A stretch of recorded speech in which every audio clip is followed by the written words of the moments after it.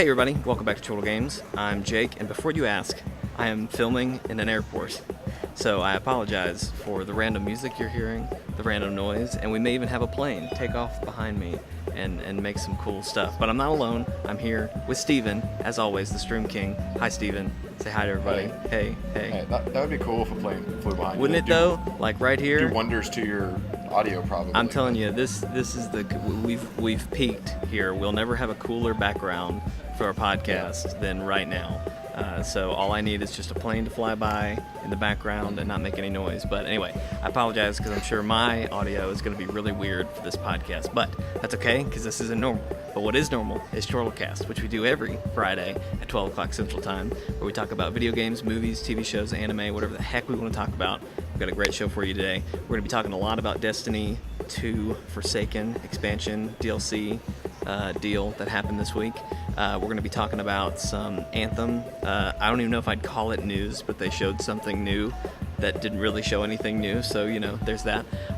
We're also going to talk about some Sony crossplay news and Captain Marvel, which I'm really excited about. So we got a great show. It's going to be great.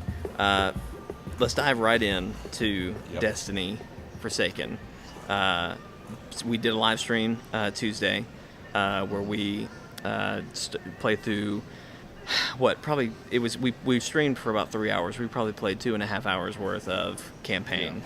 We got a bow. There's a great moment where I got a bow, and I was showing some people that earlier, and it was really funny because I literally freak out, and you can tell something's happening. Steven's screen doesn't show it, but my Twitch stream, if you look at it, it's like, oh man, a bow. But anyway, what did you think, Steven? Let's just talk about our initial thoughts on the DLC. I love it. I think it's great. I think the story is very well done.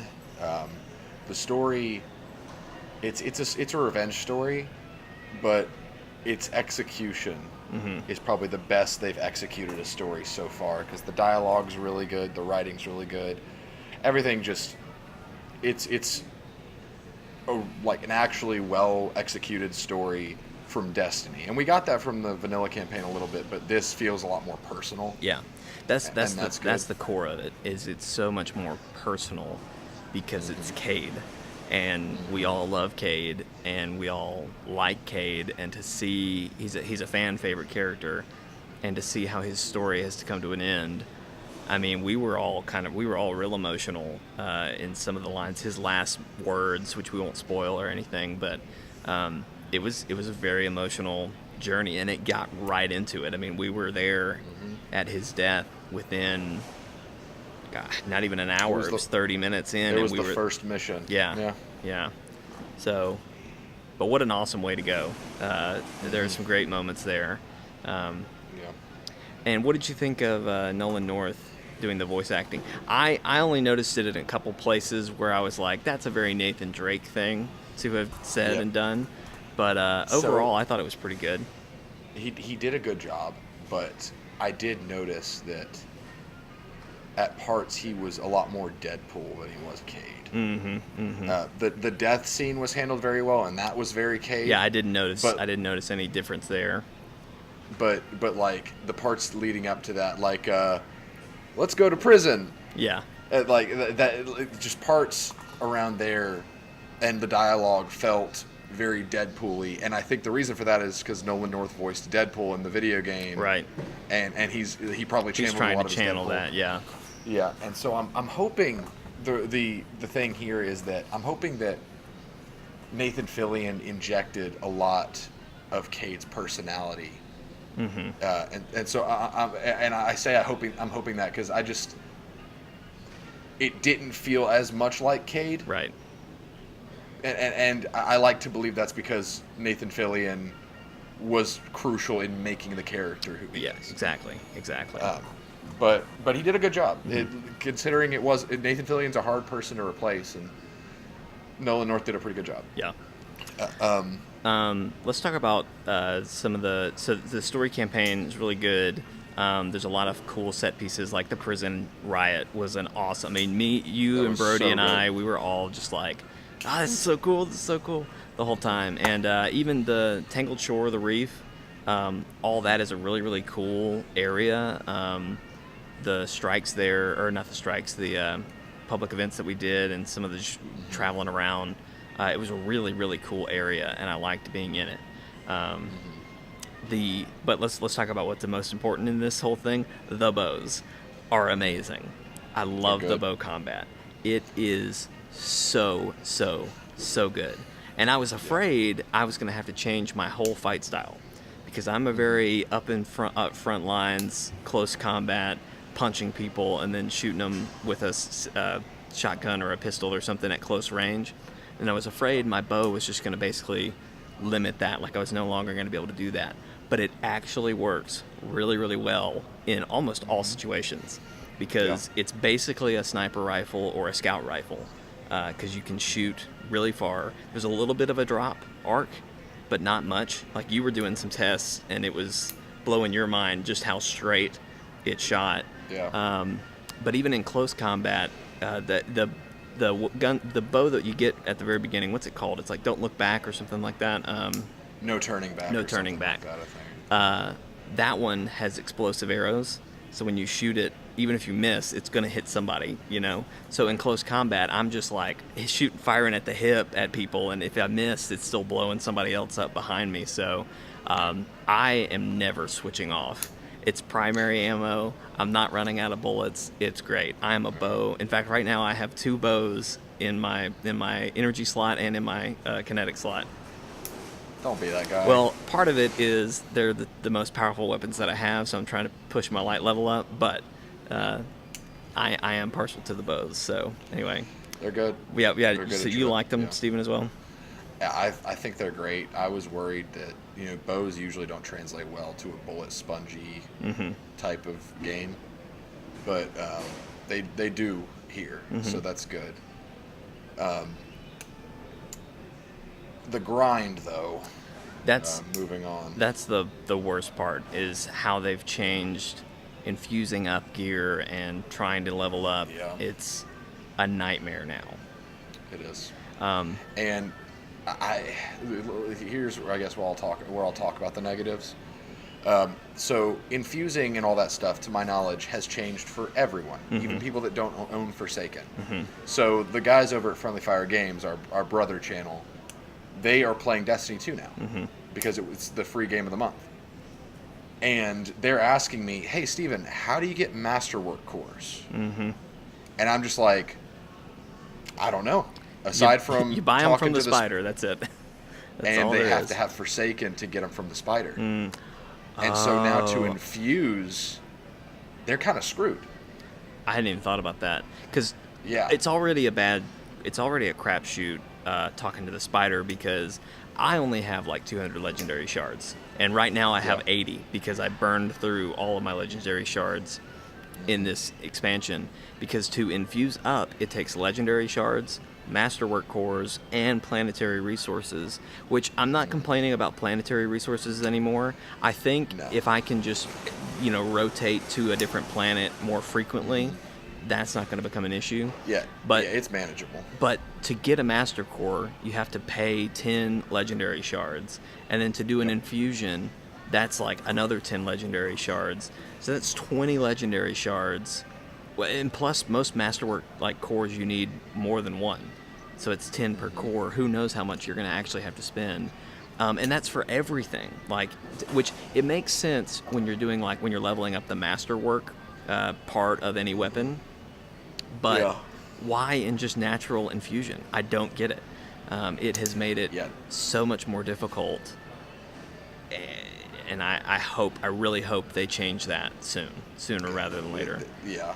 And the problem that I'm having now is they screwed over everybody who has Forsaken, who doesn't have Forsaken, especially people that don't. But also, they made it to where all armor that is not part of Forsaken is useless.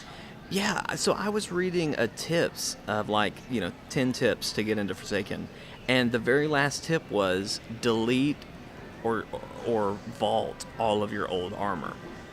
They were like, with the collections, you can always get it back, so just burn it. and get the legendary shards, or maybe get a masterwork core from it, and use that. That's all you're gonna need. Which, like, I have my pants. I forget what they're called. I play hunter, and it's the exotic pants that help you. It gives you Stompies. The stompies. Thank you. Gives you extra jumping, height, and speed, and helps you just maneuver a lot better. Those still work, and they're still fine. But like, a lot of that other stuff just isn't. All exotics are fine.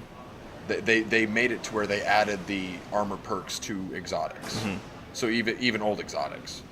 But legendary armor, because now all armor has ammo perks and weapon perks. Yeah. So now if you run pre-Forsaken armor, like my cool Braytech robe that I had for my Warlock, is now useless because it doesn't get any armor perks. And so if I'm using it, I'm shooting myself in the foot.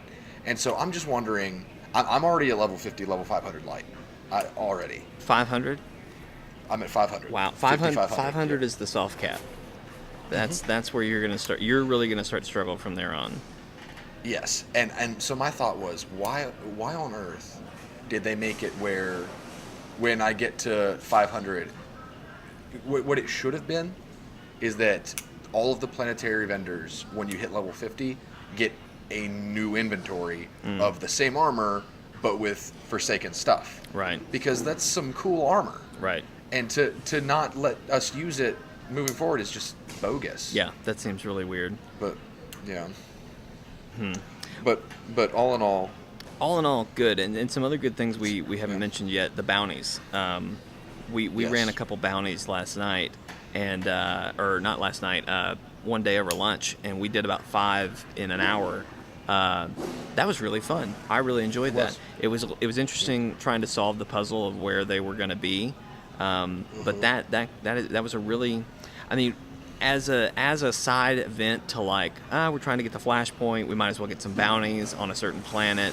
We were doing patrols as we were looking. We were hitting flashpoints or public events as they were happening. I mean, that was a great farming cycle, if you will. We were checking a lot of boxes off all at once, because we were doing lost sectors, we were doing salvages, we were doing flashpoint public events. It was awesome. I really enjoyed that. That's a nice addition to have in. And now everybody has bounties, so like I'm constantly checking off lists for planetary vendors and vendors back on the tower. So I like how much they've added in that regard. There's a lot to do. Mm-hmm. It's really, right now, for me, just masterwork cores are my problem. I was initially frustrated with the planetary resources. I'm starting to get over that. It's masterwork cores that I don't understand at this point. Yeah, planetary resources are fine because there's plenty of stuff to do to get planetary resources, and you don't burn through them that quickly. Exactly, and if you don't use them to get Ingrams, you don't burn through them that Exactly. It's all just about resetting my mindset of what those are for, and how I need to go about getting those, and that those are important now, I think, is the big thing there. But anyway, overall. Although, one other thing, in my amount of time playing, I've played for several hours. Obviously, I'm at 500 light. I have not found a single exotic. Really? Yeah.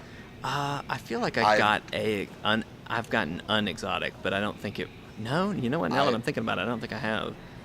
I've done several bounties, several challenges that are supposed to give you legendary gear. I've done all that stuff. There's still some weeklies. I haven't done a lot of weeklies, but I have not found a single exotic Ingram. And, Xur is not the dependable place to go get exotics anymore because the Fated Ingram doesn't help us year two. Right. So now it's just like, the only way to get exotics is going to be through Ingrams. Ingrams are a lot more rare now. Right. So now, percentage chance of me getting the exotic that I want is now very slim. Percentage of me getting the exotic I want with the random rolls is even slimmer. Yeah, exactly. So, that's they went overboard with the longevity. Yeah, they did a lot. But one other thing we haven't talked about yet, the supers. We need to talk about the supers. I mean, we know we've talked about what they in length on this channel about what they do, but now that we've actually gotten to use them, so I was playing my hunter, and I'll get to a gripe because it's very difficult to get your supers, but Yes. I was running my hunter. I recently I've always played an Arc Strider. That's what I've always done. But recently, right before we switched to Forsaken, I did a mission doing Gunslinger, and I decided that I really liked how the knives work. And I was like, you know what? I'm about to get a new super that I would like with this character. I'm just gonna run and get used to throwing knives and be ready for that. So when I got in, I got the Gunslinger's new super. It's called the Death by 1,000 Cuts or something like that. Way of 1,000 Cuts. Way of 1,000 Cuts. And so basically that's where I have a bunch of knives and I throw them out and they explode and they actually track a little bit, track enemies and kill them. So the new mission to get your supers is really cool because the Traveler is speaking to you and you're going on this mission, you're fighting Taken, and once you get your new super, you fight just waves and waves of Taken, and part of how your super works now is it's not upgrade points from leveling that gets you to get all your new abilities.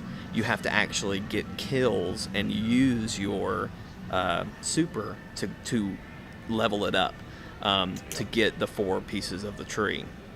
So within doing the mission where I got my super, I was able to unlock the first one for me, which was throwing knives.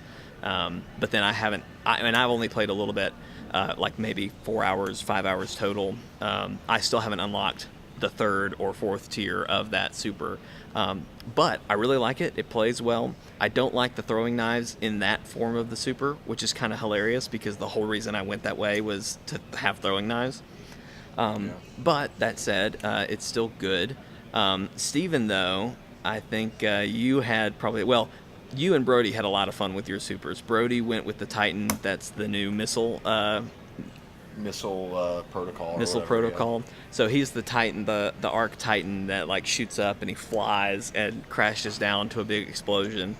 Brody was doing that every chance he got. I mean, any fight we were in, as soon as his super was there, he did it. And it was amazing watching him just launch off a cliff, crash down into a group of enemies, and he generated so much light doing that too. I was blown away by how much light he was putting out. But I think the happiest of all of us with our super is Steven. And I'll let you talk about it, Steven, but I do have a story.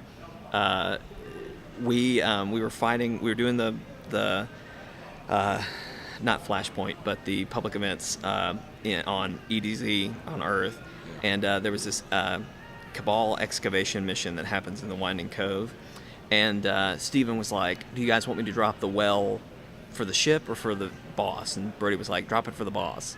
So we get to the point, we know the boss is about to land. Steven drops the well next to where he's going to go. We were running with maybe 2 fire teams, like full fire teams at that time, so there were about 6 people. Yep. I was not even in this, so all 5 people were in Steven's well, ready to go. I was turning around shooting some runaways with my bow. I turn around, I see the Cabal drop, his case opens, and he dies. And that was it. It was over because of Steven's super. So, Steven, what are your thoughts on your super now? I love it. I really do. It's everything that I wanted it to be. It took me 2.5 hours to fully unlock it. And that was doing nothing but trying to unlock it. Because I had to get ability kills, and so I had to wait for my grenade to recharge. Then throw it and kill somebody, yeah. Yes. And then when I got my melee, I was able to use my melee too. But it's really interesting because it's all about being mindful of where the team is. Right. And knowing, basically bouncing your abilities back and forth, because you get what's called benevolent grace or something like that whenever you buff an ally, and that makes it to where your ability cooldowns go super fast. Right. So by the time my healing grenade is done healing somebody, I have it 3/4 back because of grace. Right. And so every single one of my abilities grants grace if there's an ally that's affected by it. So my rift, my melee, my healing grenade, and the Well of Radiance all grant me grace. So I basically have unlimited abilities when the well is out. Right. The well heals and empowers, which is great.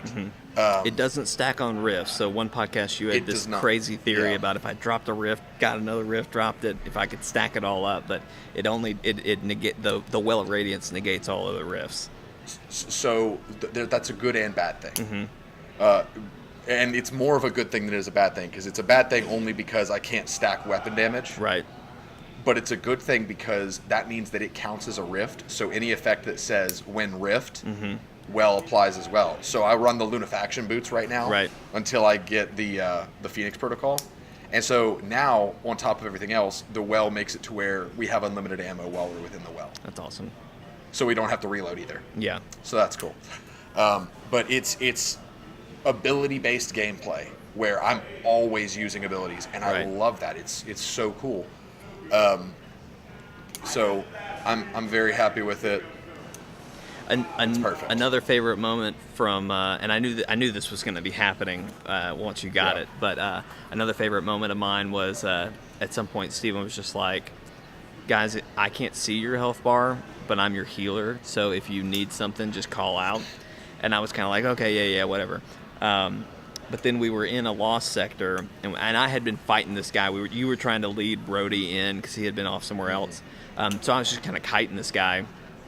And right as you guys showed back up, he hit me with something, and I went to red. And I was just like, I'm about to die. And then I was like, wait a minute, Steven. And I was like, Steven, I need a heal. And you threw a grenade. So I just kind of like cuckered down, and then I like felt this grenade hit, and I could see that I was healed. And I was like, yes, this is great. And then I just jumped back out and started whacking the dude with my sword. So it gives full heal and full overshield. And whenever there's a modifier, the Grenadier modifier, whenever that's on, in strikes and stuff, if I hit somebody with a healing grenade, it has a cooldown of 1 second. It's crazy. Just crazy. I love it. But yeah, so is there anything else we're missing from Forsaken? I think we pretty well covered it. Gambit's good.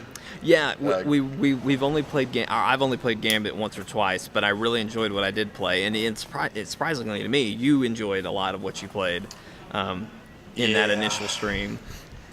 What you said in that stream, though, was like, I like this now, but as soon as people figure it out, I'm probably going to hate it, and people have already kind of figured it out. So you haven't enjoyed it as much. It's been frustrating because it's very much, if you don't have a fire team, you're not going to have a good time. Right. But running with a group of friends would be a lot better. Yeah. And I'm playing Gambit right now because the Drifter has a class piece that I want. So I'm going to be playing it a lot this week. Yeah. Just to get maybe Saturday on the live stream we can play a little bit more, because I'd like to do more with a full team. I'm excited about Gambit because usually to get my Crucible weekly, I just play a couple rounds on my own. It doesn't count as Crucible. It doesn't? Okay, never mind. I redact all my praise of Gambit. Just kidding. But you get a Gambit weekly, so. Is there a Gambit weekly now? Okay, well then there you go. That's another weekly I can get happily. So, all right. Well, let's move on from Destiny. Let's talk about some other good stuff. So, PAX was this past weekend. I was honestly expecting a lot more news to come out of PAX, but I think we caught a lot of it on the front end last week. But there was a big Anthem video presentation panel that went on Saturday at 1 o'clock. So I was at a football game while this was happening, but I got to see bits and pieces as I was going in and out. So they showed a new trailer, or not a new trailer, it was more like a video. It's called Our Story, Our World, Your Story. And they showed some new gameplay, like we saw the Interceptor, which is the mysterious third or fourth machine suit, that Javelin. That's we don't know what it does yet. We see it in action. We see a scene where it's carrying a wounded person to safety and putting them down. We see where it's like doing this tornado spin attack thing. So it could. My personal theory is that one's going to be a healer or a support-focused character, but who can move quickly. My secondary theory is just that it's going to be the fastest. Like it's going to be a really quick, agile character, which could be a lot of fun to play as well. Anywho, But really, other than that, they talked a little bit about the story and how relationships are going to matter in the story and how, players can experience the world together, but your story is going to be affected in your fort and how that's all going to play out. Which a lot of that I feel like we already knew, like they had talked about that at other events and said some of that. But the presentation itself, you and Brody both text me after it was done and were just like, this was so stupid. Why did they literally asked questions that we already know about. What was it like the rest of the time for you guys? It was like, hey, I watched E3. I'm good. Give me something I don't know. Like that's how it felt, because it was just them talking just like about, oh, here's the fort. Here's the guy who does security at the fort. That's what those people look like. Here's some minute story details that were already implied. Right. Okay, questions. And then one guy was like, how does combat work? Like, there were these people who asked questions. The best question was asked by a 12-year-old. Yeah. And he was like, how can I customize the way I play? Like, loadouts and stuff like that, which was a great question, which they haven't really talked much about. And their answer was what they gave us at E3. So it's like, give us something new. I mean, show us one of the new javelins. I don't know why they didn't talk about the interceptor. I really, that doesn't make any sense to me. I kind of feel like this game's going to get delayed, and I hope it does, honestly. And that sounds weird for me to say, but it's a packed February right now. Or is it March?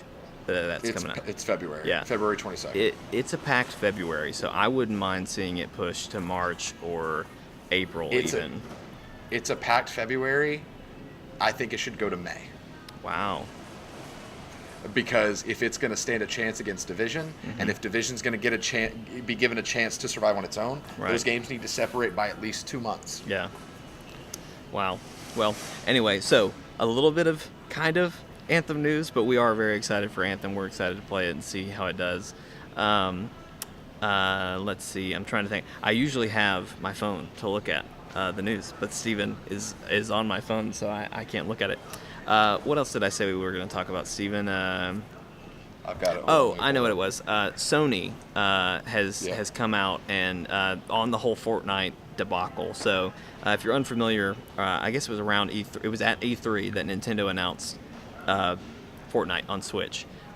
People started playing it. People tried to connect their current PlayStation account, and it wouldn't connect. And so people had to make an entirely new account just to play. And it was basically, there's no cross-play between Sony, but there's also no cross-progression in the game, which was something that existed between PC and PlayStation and mobile, which was surprising for a lot of people. Sony eventually came out and had a kind of a bogus statement, but recently some people have asked them about it again at PAX, and Sony basically just doubled down on what they've been saying, which is PlayStation is the best place to play. Why would you want to play anywhere else? So they are not doing any kind of cross-play, anything. They're holding to their guns.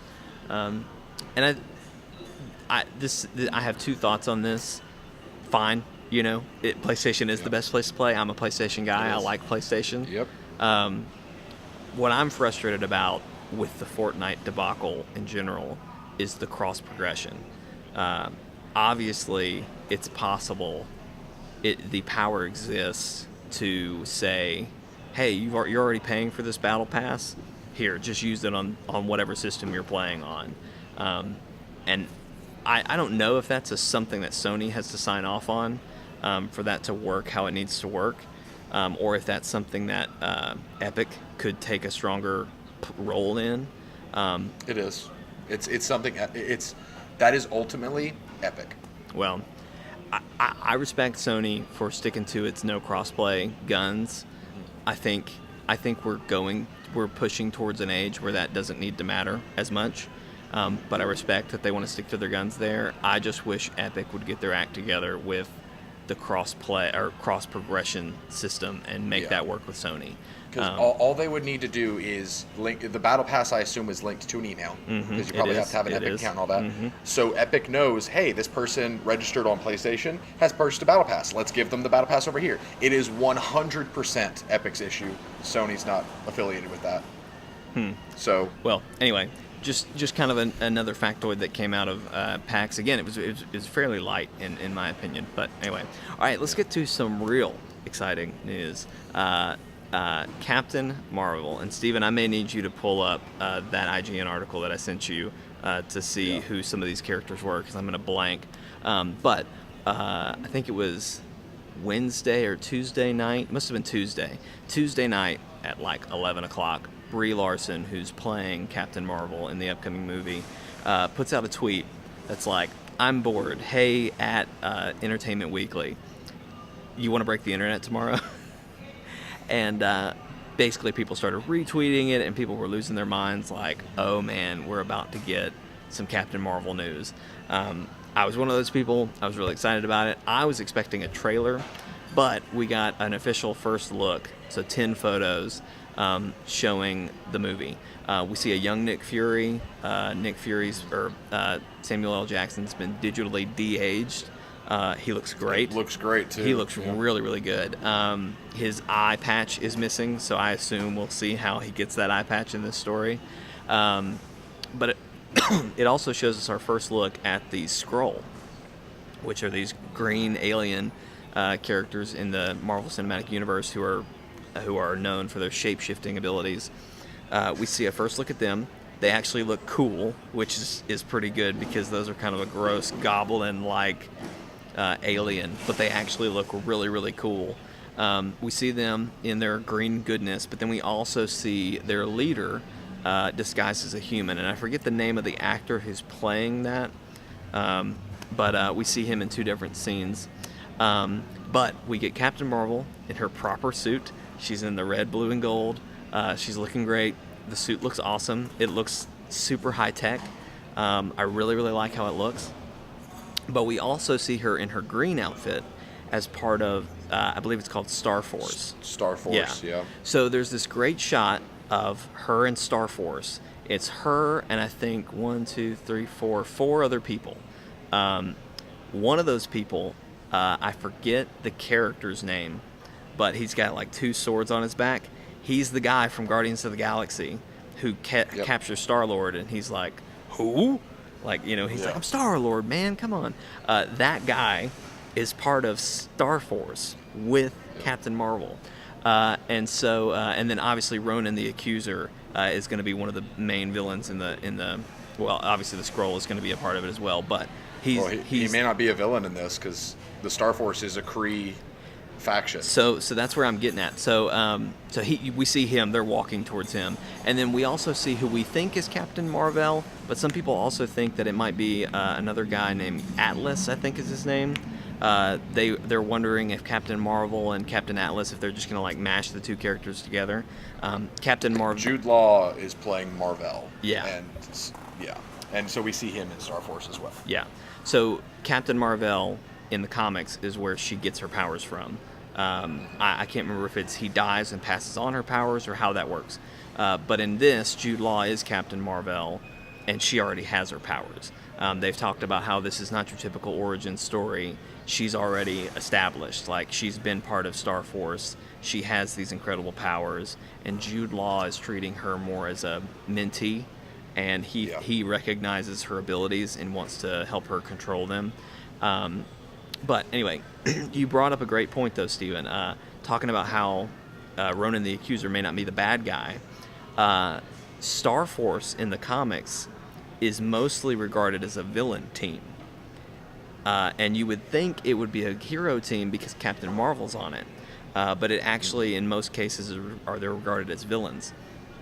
Which is interesting, because I'm wondering if this movie is going to be, she's been part of this Star Force army because she has these abilities, but she may start to recognize they're not doing much good either, and she might break away. Yeah. I'm calling it now. Mm-hmm. I bet the finale is that she's going to have to face Marvel and kill him. Ooh. That could be interesting. Because I bet it's going to be he's been mentoring her, but she finds out that he's been bad this whole time, so kind of a training day kind of thing.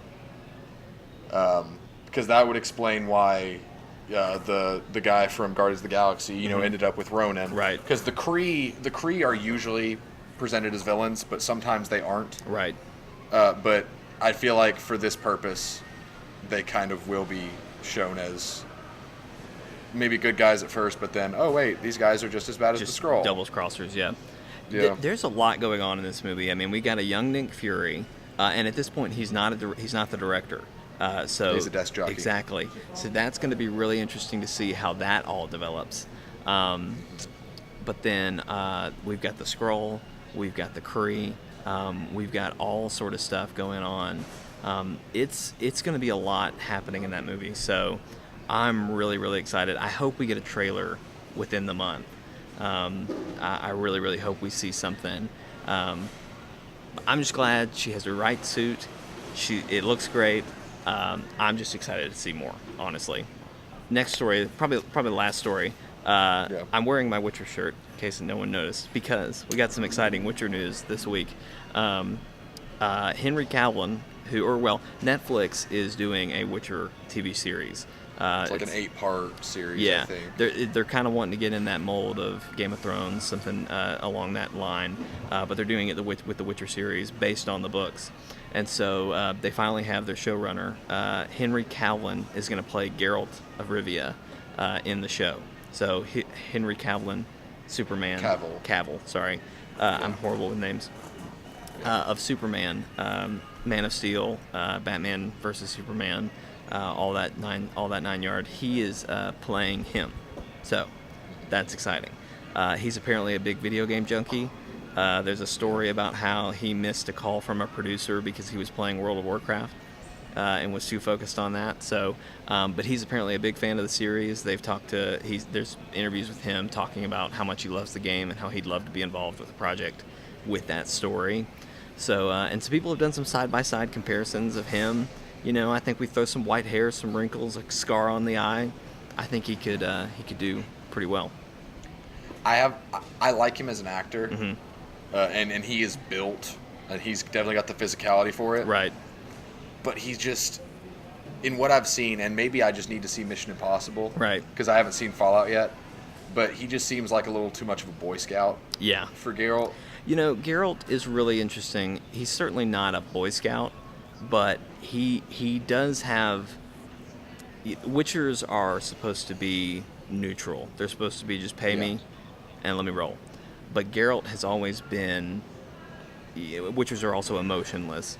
Geralt has always had this conscience and this is wrong. I need to make it right. So I feel like he could still pull it off in the right way. He's just going to have to be a lot more gruff and a lot more... Gruff is the word, yeah. Because right now, you're right. He's very clean. He's very, all business. But I think if he can play gruff, if he can play emotionless, and be more of a, not quite Batman, but a little bit darker, I think he could be a great Geralt. So, but it's crazy for me that a Netflix show is getting such a high caliber actor. I mean, I don't know what he was doing before then, all of the Justice League and all this sort of stuff. I'm sure he had other roles, but I mean, he's Superman right now, and not that, that's not Iron Man or anything quite to that mark, but still, that's crazy that they were able to get somebody like that. Yep, so it works out. Hope it does.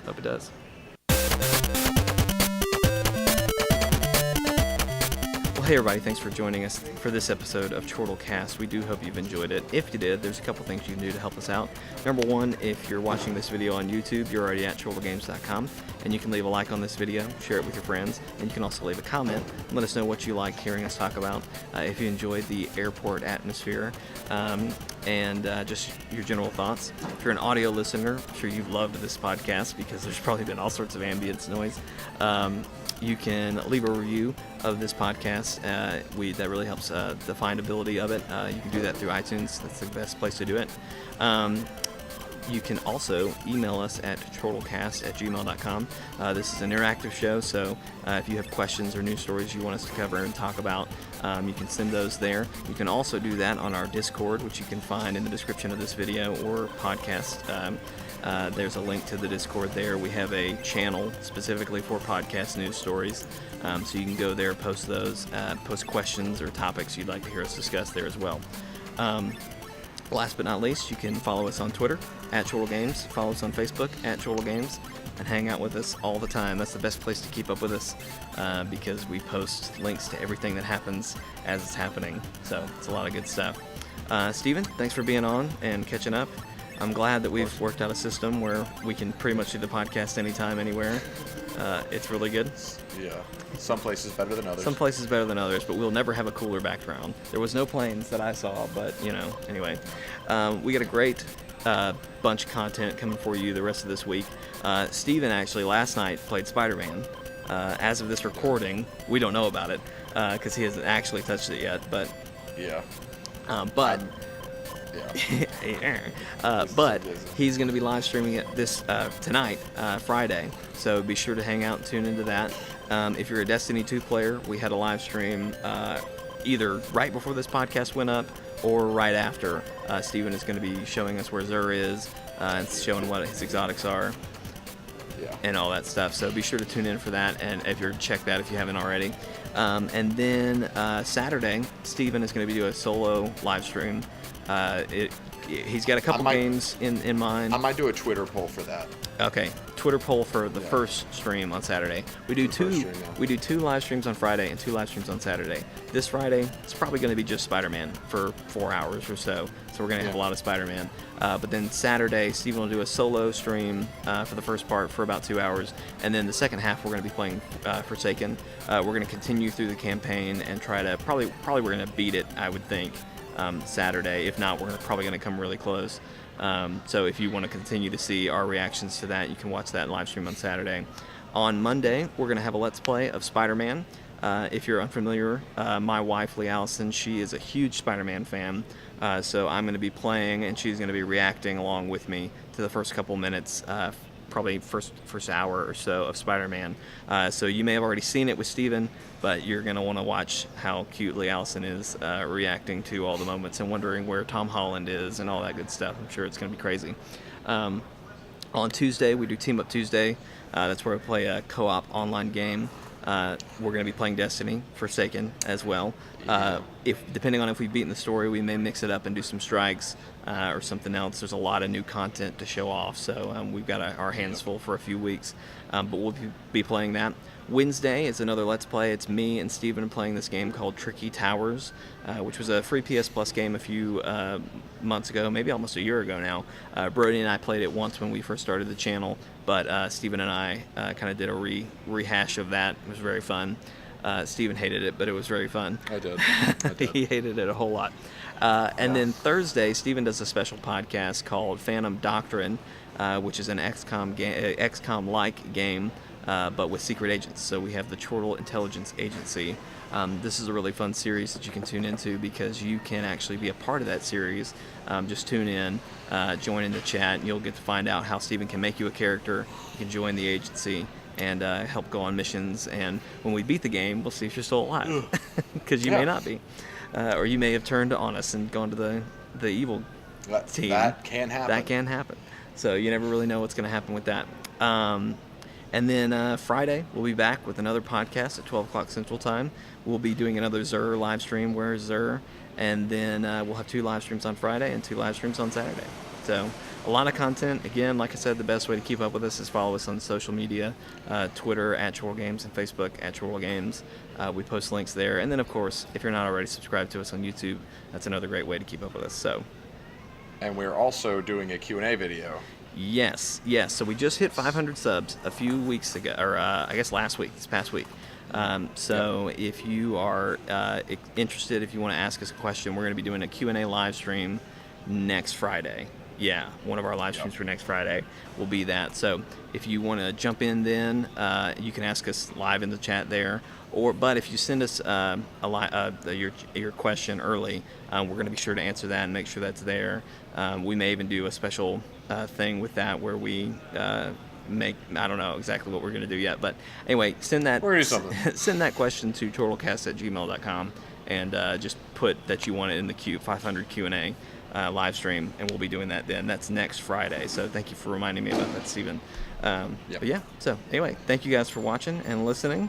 We hope you have a great week. We'll see you in a live stream or in a live Let's Play or next week on another podcast. So thank you guys for watching. We'll see you next time. Bye.